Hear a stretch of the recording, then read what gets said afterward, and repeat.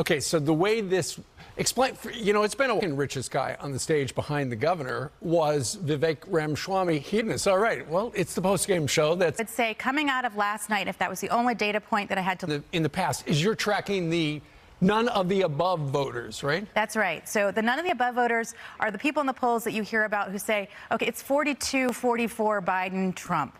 And it's like, well, what about the other 16%? Those 16% who say they want nobody else, they're really important because they're the ones that are going to decide this election, and they're out there and they're giving some of these guys a second look.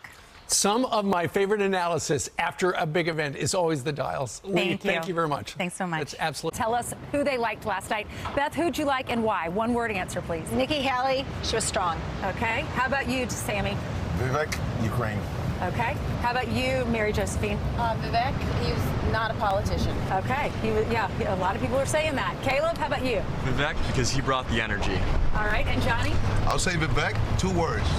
Exciting and genuine. All right. People online, they agree with you. They say Vivek is like shining. Nikki Haley shining this morning. If you go on social media and you read all the comments online, they sparred over great story. His parents immigrated here, moved to Ohio. He went to Ivy League. He started businesses. He's almost a billionaire. To hear that's pretty impressive. And it sure is. He has a lot of energy. So here's him talking about the American dream, what it means to him. She asked Mike Pence about the mental test. Should a president have to take a mental and physical test? This is what Mike Pence said. Candidates. Yeah, he did. All right, Lee, thank you so much. Thank you. Fascinating. Coming up, cue the political music because Brian is at the original Pancake House. See him right back here in the Badger State. Ladies and gentlemen, thanks for being here. How many of you side with Mike Pence on his abortion stance? How many side with Nikki Haley? All of you. Okay, I'll start with you. Tell me why, Mary Josephine. Well, she's absolutely right. I mean, she's saying nothing's going to change. We can't change it. We don't have the votes. She says I'm unapologetically pro-life. She doesn't like abortion, but she knows that in some situations it's going to happen. She said, so let's just put restraints on it. You can't have it at the last week. You can't have it after the baby can feel pain. And then she said, but let's not throw women in prison if they have to have this.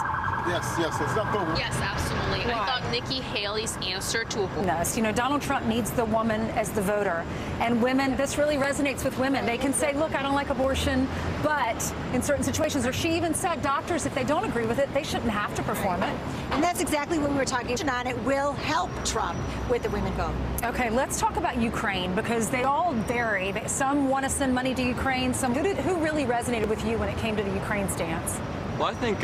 What about his other foreign policy issues? Because a lot of people might understand that with Ukraine. But what about giving Taiwan to China and not getting involved? What about not giving any money to Israel anymore? Well, I think that, and that exchange was...